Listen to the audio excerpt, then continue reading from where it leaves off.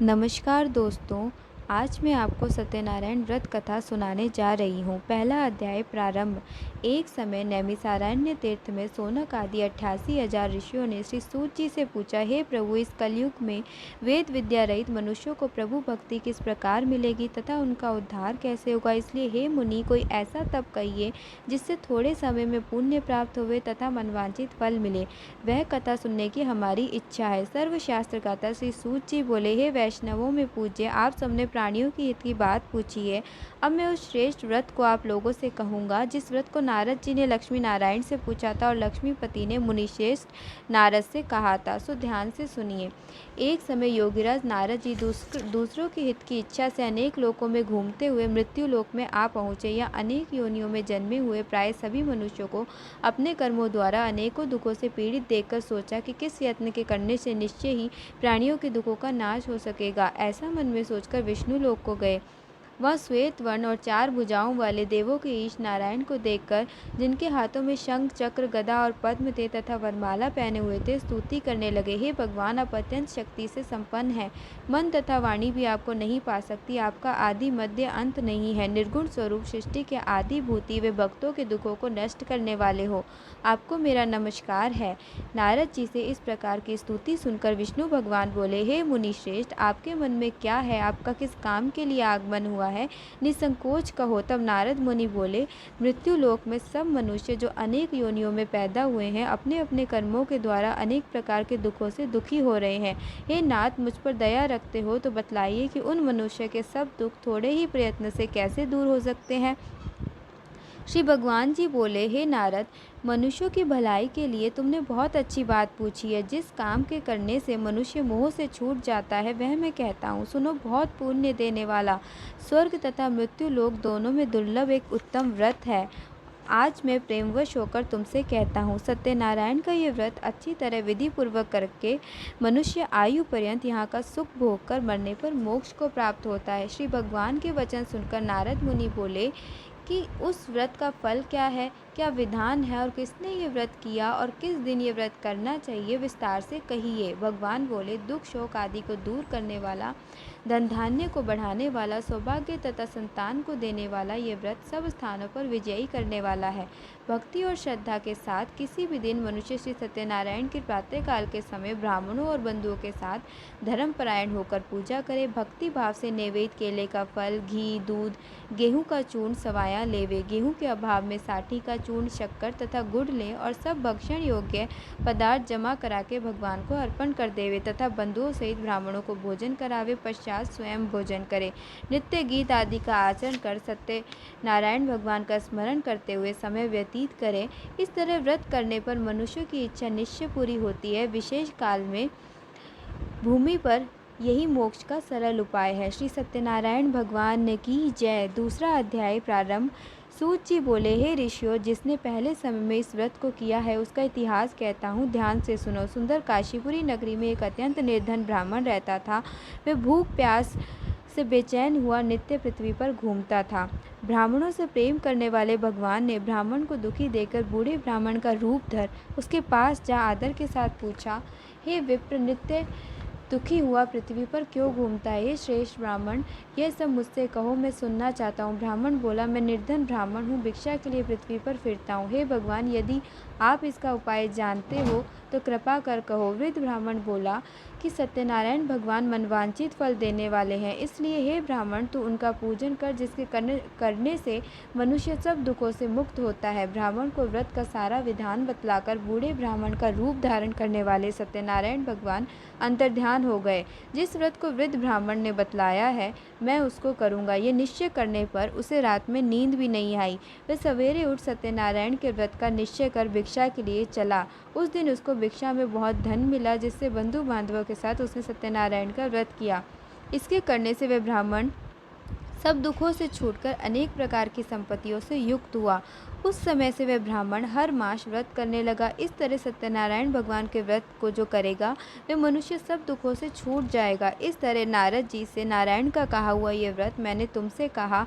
हे विप्रो, मैं अब और क्या कहूँ। ऋषि बोले, हे मुनीश्वर, संसार में इस ब्राह्मण से सुनकर किस किसने इस व्रत को किया, हम वह सब सुनना चाहते हैं। इसके लिए हमारे मन में श्रद्धा है। सूत जी बोले, हे मुनियों, जिस जिसने इस व्रत को किया है वह सब सुनो। एक समय एक ब्राह्मण धन और ऐश्वर्य के अनुसार बंधु बांधवों के साथ व्रत करने को तैयार हुआ। उसी समय एक लकड़ी बेचने वाला बूढ़ा आदमी आया और बाहर लकड़ियों को रखकर ब्राह्मण के मकान में गया। प्यास से दुखी लकड़हारा उनको व्रत करते देखकर ब्राह्मण को नमस्कार कर कहने लगा कि आप ये क्या कह रहे हैं और इसके करने से क्या फल मिलता है, कृपा करके मुझसे कहो। ब्राह्मण ने कहा, सब मनोकामनाओं को पूरा करने वाला ये सत्यनारायण भगवान का व्रत है। इसकी ही कृपा से मेरे यहाँ धन धान्य आदि की वृद्धि हुई है। ब्राह्मण से इस व्रत के बारे में जानकर लकड़हारा बहुत प्रसन्न हुआ। चरणामृत ले और प्रसाद खाने के बाद अपने घर को गया। लकड़हारे ने अपने मन में इस प्रकार का संकल्प किया कि आज ग्राम में लकड़ी बेचने से जो धन मिलेगा उसी से सत्यनारायण देव का उत्तम व्रत करूंगा। यह मन में विचार कर वह बूढ़ा आदमी लकड़ियां अपने सिर पर रखकर जिस नगर में धनवान लोग रहते थे वह ऐसे सुंदर नगर में गया। उस रोज वहां पर उसे उन लकड़ियों का दाम पहले दिनों से चौगुना मिला। वह बूढ़ा लकड़हारा दाम ले और अति प्रसन्न होकर पक्के केले की पुली, शक्कर, घी, दुग्ध, दही और गेहूं का चूर्ण इत्यादि सत्यनारायण भगवान के व्रत की कुल सामग्रियों को लेकर अपने घर गया। फिर उसने अपने भाइयों को बुलाकर विधि के साथ भगवान जी का पूजन और व्रत किया। उस व्रत के प्रभाव से वह बूढ़ा लकड़हारा धन, पुत्र आदि से युक्त हुआ और संसार के समस्त सुख भोग कर बैकुंठ को चला गया।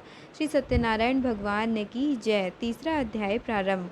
सूत जी बोले, हे श्रेष्ठ मुनियों, अब आगे की कथा कहता हूँ, सुनो। पहले समय में उल्कामुख नाम का एक बुद्धिमान राजा था। वह सत्य वक्ता और जितेंद्रिय था।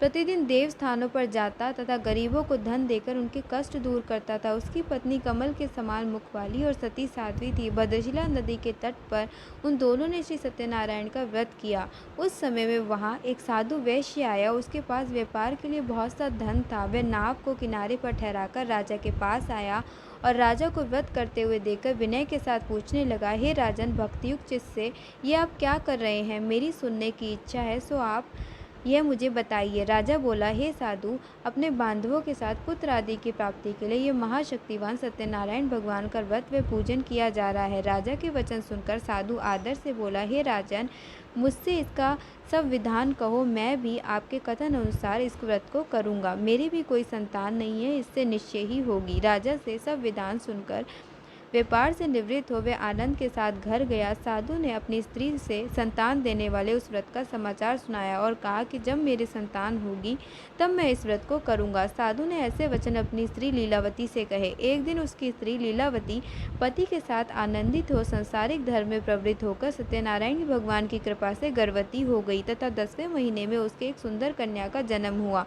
दिनों दिन वह इस तरह बढ़ने लगी जैसे शुक्ल पक्ष का चंद्रमा बढ़ता है। कन्या का नाम कलावती रखा गया। तब लीलावती ने मीठे शब्दों में अपने पति से कहा कि जो आपने संकल्प किया था कि भगवान का व्रत करूंगा, अब आप उसे करिए। साधु बोला, हे प्रिय, इसके विवाह पर करूंगा।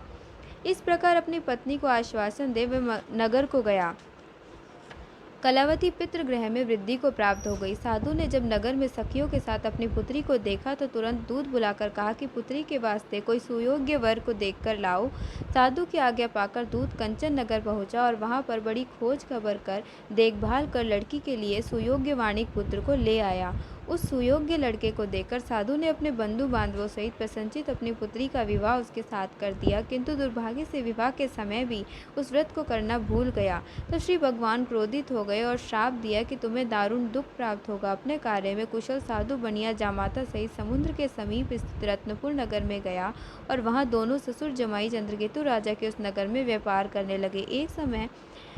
एक रोज भगवान सत्यनारायण की माया से प्रेरित कोई चोर राजा का धन चुराकर भागा जा रहा था, किंतु राजा के दूतों को आता देखकर चोरों ने घबराकर भागते हुए राजा के धन को वहीं चुपचाप रख दिया जहां वो ससुर जमाई ठहरे हुए थे। जब दूतों ने उस साधु वैश्य के पास राजा के धन को रखा देखा तो वे दोनों को बांधकर ले गए और प्रसन्नता से दौड़ते हुए राजा के समीप जाकर बोले कि ये 2 चोर हम पकड़ कर लाए हैं, ये देखकर आज्ञा दें।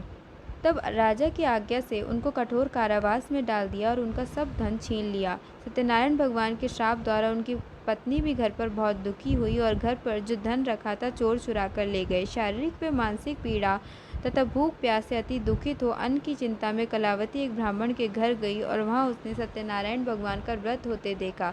फिर कथा सुनी तथा प्रसाद ग्रहण कर रात को घर आई। माता ने कलावती से कहा कि हे पुत्री, अब तक कहाँ रही व तेरे मन में क्या है? कलावती बोली, हे माता, मैंने एक ब्राह्मण के घर श्री सत्यनारायण भगवान का व्रत देखा है। कन्या के वचन सुनकर लीलावती भगवान के पूजन की तैयारी करने लगी। लीलावती ने परिवार और बंधुओं सहित श्री सत्यनारायण भगवान का पूजन किया और वर मांगा कि मेरे पति और दामाद शीघ्र आ जावे।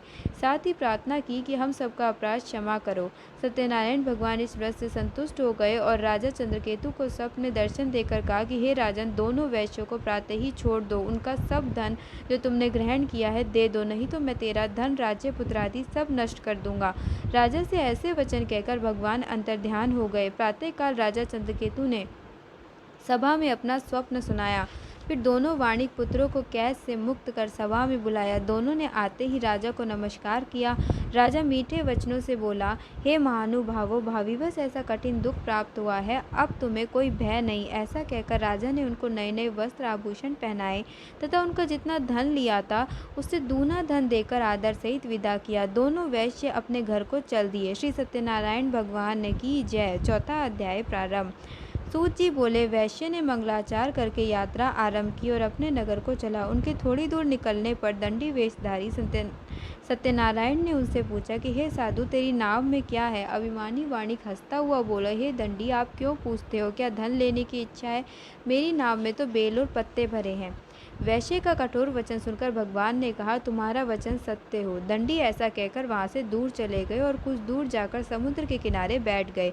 दंडी के जाने पर वैश्य ने नित्य क्रिया करने के बाद नाव को ऊंची उठी देखकर अचंभा किया और नाव में बेल पत्ते आदि देखकर मूर्छित हो जमीन पर गिर पड़ा। फिर मूर्छा खुलने पर अत्यंत शोक प्रकट करने लगा। तब उसका दामाद बोला कि आप शोक ना करें, ये दंडी का श्राप है, अतः उनकी शरण में चलना चाहिए, तभी हमारी मनोकामना पूरी होगी। दामाद के वचन सुनकर दंडी के पास पहुंचा और अत्यंत भक्तिभाव से नमस्कार करके बोला कि हे भगवान, आपकी माया से मोहित ब्रह्मा आदि भी आपके रूप को नहीं जानते, तब मैं अज्ञानी कैसे जान सकता हूँ? आप प्रसन्न होइए, मैं सामर्थ्य के अनुसार आपकी पूजा करूँगा।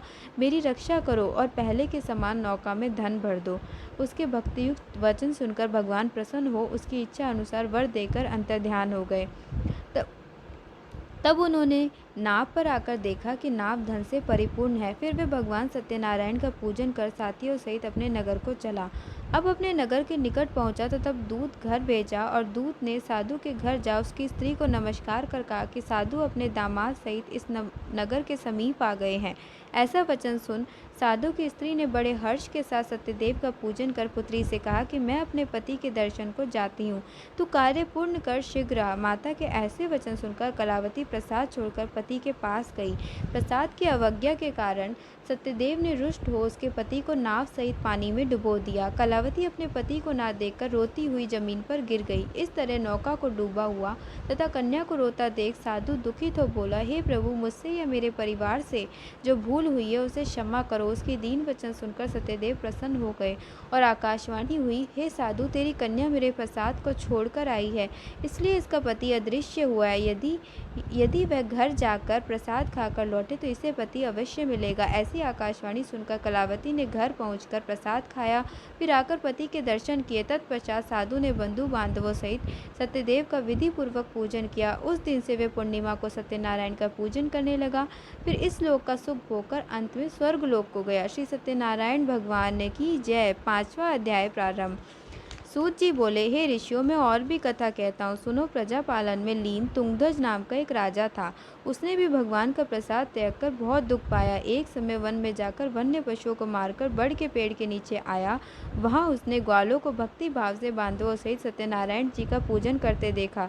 राजा देखकर भी अभिमानवश वहाँ नहीं गया और न नमस्कार ही किया। जब ग्वालों ने भगवान का प्रसाद उसके सामने रखा तो वे प्रसाद को त्याग कर अपनी सुंदर नगरी को चला। वहीं उसने अपना सब कुछ नष्ट पाया तो वे जान गया कि यह सब भगवान ने किया है।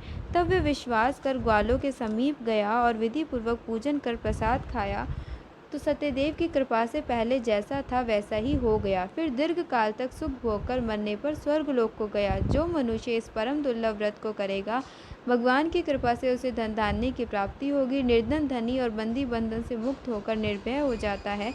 संतानहीनों को संतान प्राप्ति होती है तथा सब मनोरथ पूर्ण होकर अंत में वैकुंठ धाम को जाता है। जिन्होंने पहले इस व्रत को किया, अब उनके दूसरे जन्म की कथा कहता हूँ। शतानंद ब्राह्मण ने सुदामा का जन्म लेकर मोक्ष को पाया। उल्कामुख नाम का राजा दशरथ होकर वैकुंठ को प्राप्त हुआ। साधु नाम के वैश्य ने मोरध्वज बनकर अपने पुत्र को आरे से चीरकर मोक्ष को प्राप्त किया। महाराज तुंगध्वज ने स्वयंभू होकर भगवान में भक्तियुक्त कर्म कर मोक्ष प्राप्त किया। इति श्री सत्यनारायण व्रत कथायाम संपूर्णम। श्री सत्यनारायण जी की आरती।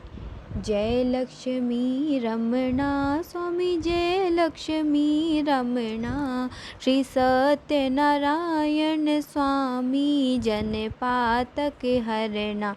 ओम जय लक्ष्मी रमणा। रतन जड़ित सिंहासन अद्भुत छवि राजे, स्वामी अद्भुत छवि राजे। नारद करत निरंतर, नारद करत निरंतर घंटा ध्वनि बाजे। ओम जय लक्ष्मी रमणा। प्रकट भये कलि कारण, द्विज को दर्श दियो, स्वामी द्विज को दर्श दियो। बूढ़ो ब्राह्मण बन के, बूढ़ो ब्राह्मण बन के कंचन महल कियो। ओम जय लक्ष्मी रमणा। दुर्बल भील कराला, जिन पर कृपा करी, स्वामी जिन पर कृपा करी। चंद्रचूड़ एक राजा, तिनकी विपत हरी। ओम जय लक्ष्मी रमणा। वैश्य मनोरथ पायो, श्रद्धा तज दीनी, स्वामी श्रद्धा तज दीनी। सो फल भोग्यो प्रभु जी, सो फल भोग्यो प्रभु जी, फिर स्तुति कीनी। ओम जय लक्ष्मी रमणा। भाव भक्ति के कारण छिन छिन रूप धर्यो, स्वामी छिन छिन रूप धर्यो। श्रद्धा धारण कीनी, श्रद्धा धारण कीनी, तिनको काज सरयो। ओम जय लक्ष्मी रमणा।